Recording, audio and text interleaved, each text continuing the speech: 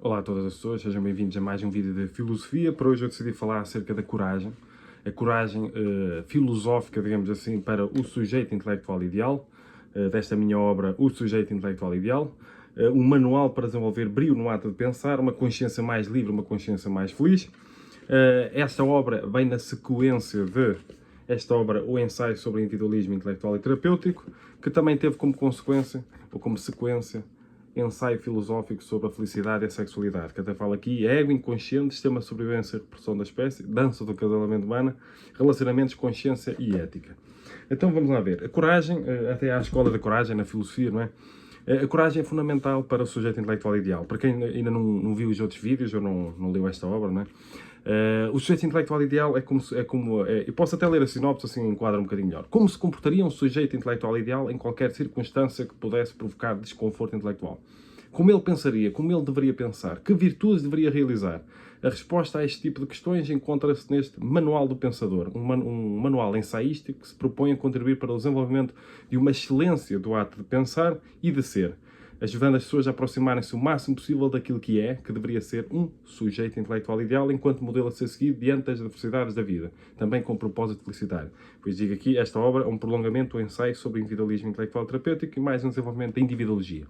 Portanto, o sujeito intelectual ideal é como se eu criei uma espécie de modelo com uma data de características, um modelo a ser seguido, com uma data de características, que ao nos aproximarmos dessas características, aproximar-nos-íamos desse sujeito intelectual ideal. Portanto, que virtudes é que essas virtudes seriam universalizáveis, em vários enquadramentos, claro. É preciso tentar perceber onde é que eu quero chegar. Essas virtudes, por exemplo, como eu falei no vídeo anterior, a humildade, a coragem, a autoconsciência, a autoestima, porque a autoestima tem a ver com, entre outras coisas, com a independência emocional, mas também com a independência intelectual. Portanto, a independência emocional contribui bastante. É uma das condições de possibilidade da independência intelectual. Temos também a abertura consciencial, a disponibilidade intelectual para aprender coisas novas, uma adequada relação com a alteridade intelectual, com a alteridade filosófica, o diferente, o contrário, o contraditório, o desconhecido. E uma delas, que é deste tema, é a coragem. Portanto, nós estamos imbuídos no medo, nós temos um ego, não é? Um ego é um sistema de sobrevivência e reprodução da espécie. Portanto, nós temos este ego formatado com base no medo, os principais medos são o medo da dor, o medo da morte e o medo da rejeição. Vejam só, medo da rejeição e medo da dor. E também o medo da morte. As pessoas têm medo de pensar, principalmente em enquadramentos mais totalitaristas, em termos políticos e autoritários. Pode haver também o medo da morte, que pode provocar o medo de pensar. Portanto, é preciso coragem. E também formatado com base no princípio de prazer, a busca de prazer sexual, a busca de prazer no alimento, porque são os prazeres mais básicos, primários e primitivos que garantem a sobrevivência e a reprodução da espécie, por exemplo. E muitas vezes as pessoas estão imbuídas em medos. Medos conscientes, medos inconscientes, principalmente medos inconscientes. A própria falta de autoestima e os apegos, como eu falo aqui, os apegos e bloqueios intelectuais, um apego pode gerar um apego a teorias, ideias, ideologias, um apego a crenças, no próprio sistema de crenças, um apego a práticas, hábitos e tradições. Esse apego pode gerar bloqueio, esse bloqueio pode gerar um conservadorismo intelectual inconsciente. E esse apego pode gerar um medo da perda.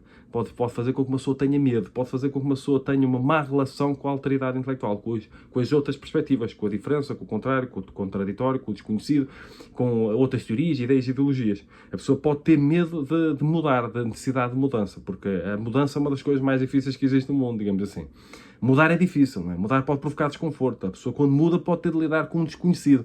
E o nosso ego protege-nos constantemente, de forma inconsciente, de medo. Portanto, nós, para enfrentarmos esse medo, precisamos de coragem. Coragem para pensar diferente, coragem para mudar, coragem para fazer transformações, coragem para enfrentar os próprios medos, as fobias intelectuais, os apegos, bloqueios e conservadorismo intelectual inconsciente, coragem para enfrentar o medo da rejeição, que a pessoa pode ter medo de ser rejeitada por outras pessoas por pensar de forma diferente. Portanto, esta coragem, enquanto a covardia, por exemplo, não estou a falar de coragem no sentido de temeridade, não, estou a falar de coragem no sentido contrário da covardia. Enquanto a covardia não seria universalizável, quase, daquele imperativo categórico de Kant, não é? Eu fui beber um bocadinho a isso, de tal forma que a tua ação se possa tornar universal. Portanto, enquanto a humildade, por exemplo, seria universalizável e a arrogância intelectual não seria universalizável, neste caso, a coragem seria universalizável para esse sujeito intelectual ideal. Imaginar um sujeito que, ao aproximar-me dele, pensaria da melhor forma possível e teria uma melhor relação possível com a verdade, com o conhecimento no sentido geral e com a própria ignorância, porque esta é a grande questão também. A coragem também me aproximaria do sujeito intelectual ideal, no sentido de ter coragem para pensar da melhor forma possível, para enfrentar os próprios medos que são inerentes à vivência e à sobrevivência aqui neste lindo planeta azul. Vão perceber? Portanto, nós precisamos da coragem para enfrentar os próprios medos. Medos estes que poderão ser profundamente inconscientes e que poderão ser muito limitadores. Então, de limitar o nosso exercício intelectual, por isso é que precisamos de virtudes, cultivar virtudes e desenvolver virtudes para nos aproximarmos o máximo possível desse sujeito intelectual ideal enquanto modelo a ser seguido. Portanto, eu costumo usar este exemplo. Enquanto uma pessoa, por exemplo, no enquadramento judaico-cristão, uma pessoa pensa, por exemplo, quando está num dilema ou numa bifurcação da vida, um dilema existencial ou ético, a pessoa pensa o que é que Jesus faria, não é? O que é que a máxima, digamos assim, num enquadramento judaico-cristão, máxima de amor, de compaixão, de perdão, seja o que for, de sabedoria, faria, enquanto a pessoa tem esse mestre enquanto modelo, digamos assim. Uma pessoa pode imaginar, no enquadramento intelectual, da prática de virtudes morais, emocionais, intelectuais, o que é que aquele sujeito intelectual faria em determinadas circunstâncias, principalmente que pudessem provocar desconforto intelectual.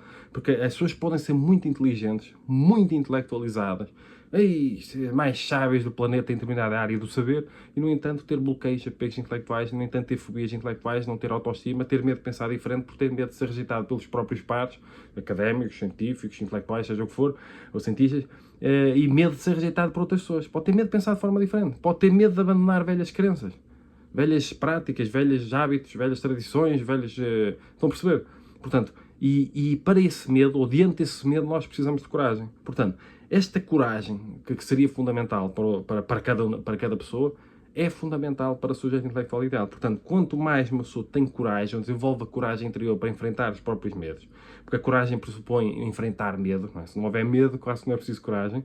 Essa coragem que é fundamental para as pessoas, para serem mais livres, terem uma consciência mais livre, porque o medo aprisiona, não é? Até hoje tem a famosa frase, acho que foi criada pelo hoje, que a vida começa onde termina o medo, não é? A consciência, a liberdade da consciência, a liberdade intelectual também começa essencialmente onde termina o medo, no sentido onde se enfrenta o medo. Esta coragem filosófica, coragem para o enquadramento da filosofia, do filosofar, é fundamental para todas as pessoas. Portanto, entre aspas, em muitos enquadramentos universalizável. Portanto, se toda a gente praticasse, seria fundamental, creio eu, fantástico, para o mundo, enquanto a covardia não é? Se toda a gente fosse covarde, acho que não seria sustentável, mas a coragem, sim. Coragem para enfrentar os próprios medos, para ousar pensar de forma diferente, colocar em causa, questionar, desconstruir, ter pensamento crítico, é preciso coragem. Para uma pessoa ter de fazer mudanças interiores. Às vezes é preciso coragem para sair da própria zona de conforto intelectual e às vezes ver todo o sistema de crenças a desabar quando aparece uma nova proposta de verdade, por exemplo. Portanto, nós precisamos de coragem filosófica. E essa coragem intelectual, essa coragem filosófica, coragem no sentido geral até, ela é fundamental para todas as pessoas e ao desenvolvermos a coragem, também nos aproximamos desse sujeito intelectual ideal enquanto modelo a ser seguido com uma data de virtudes morais, intelectuais e emocionais que eu criei. Nesta obra, o sujeito intelectual ideal, que é o sujeito holístico ideal, tem várias características, não só no enquadramento intelectual, não são só virtudes intelectuais que importam, também virtudes emocionais e morais, por exemplo, e ético-morais. Portanto, o que é que nós temos de fazer para nos aproximarmos deste modelo a ser seguido e nesse seguimento e nesse enquadramento pensarmos da melhor forma possível e libertarmos o máximo possível de todos os medos, das fobias que possam existir, conscientes e principalmente inconscientes. Portanto, se quiserem aprofundar este tema, o sujeito intelectual ideal, eu estive na Feira do Livro do Porto, Feira do Livro de Lisboa, eu ia dizer que eu vou estar na Feira do Livro do Porto, em princípio, falta propor uma data, em princípio, em princípio vou estar, não é? E estive na Feira do Livro de Lisboa, Feira do Livro de Aveiro também, a apresentar este livro, e o sujeito intelectual ideal, sugiro a leitura, não é? Tenho outras obras publicadas em formato de papel e em formato digital, não só estas. Portanto, se quiserem aprofundar este tema, eu tenho um curso criado também acerca do sujeito intelectual ideal, um curso sobre esta obra, cada aula eu dou a cada pessoa, um curso personalizado, eu criei para falar sobre esta obra. Tenho estas obras aqui que estão todas relacionadas, pode-se ler de forma independente, mas elas estão todas relacionadas, portanto é uma trilogia quase. Esta aqui mais geral, esta aqui mais no enquadramento da afetividade e da sexualidade, não só, mas também. E esta aqui no enquadramento mais intelectual. Este curso, cada aula eu dou a cada pessoa, não é? Tenho outros livros publicados em formato de papel e em formato digital. Deixo na descrição do vídeo no YouTube. Também estou disponível para dar consultas para quem precisar, de aconselhamento ético-filosófico, em várias áreas, até na sexualidade também, afetividade, emoções. Também estudo muito psicologia.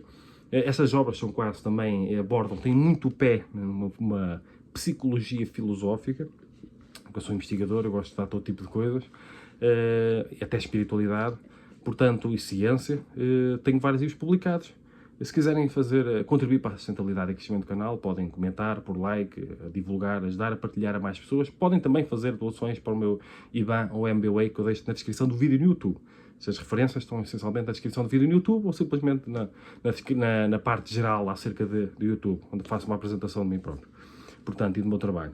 Então, estas obras aqui, em princípio, vou estar na Feira Livre do Porto a apresentar, tenho de dar uma data, esta obra, O Sujeito Intelectual Ideal. Fica aqui mais um vídeo de aconselhamento ético-filosófico. É importante nós refletirmos acerca disto, porque nós estamos constantemente, até para lidar com fake news e todo tipo de informações jornalísticas e de propostas de verdade que possam aparecer. Quanto mais brio intelectual nós tivermos, quanto mais virtudes nós praticarmos, no sentido também de nos aproximarmos do sujeito intelectual ideal, é melhor para nós, é melhor para a sociedade, no sentido geral. Portanto, um pensamento mais livre, um pensamento mais feliz ou felicitário, porque às vezes aparecem novas propostas de verdade que poderiam ser felicitárias e nós temos medo delas, um medo inconsciente, temos medo de colocar em causa o nosso próprio sistema de crenças, nossas práticas, hábitos e tradições, e esse medo bloqueia, esse medo cria defesa, esse medo faz com que até uma pessoa de forma inconsciente distorça outras propostas de verdade, portanto elas já não chegam até nós tal como são, chegam numa versão distorcida, às vezes usando a falácia de espantalho, e é importante, eu também falo acerca disto nesta obra, O Sujeito Intelectual Ideal, é importante nós termos consciência disso e evitarmos ao máximo de cair nessas teias, nessas armadilhas inconscientes do nosso próprio ego, formatado com base, é um sistema de sobrevivência e produção, formatado muito com base no medo, e para enfrentar o medo, além da autoconsciência e outras virtudes, a autoestima também, e a autocentragem terapêutica, precisamos de coragem. Portanto, fica aqui mais um vídeo de aconselhamento ético-filosófico, sejam felizes e cumprimentos filosóficos.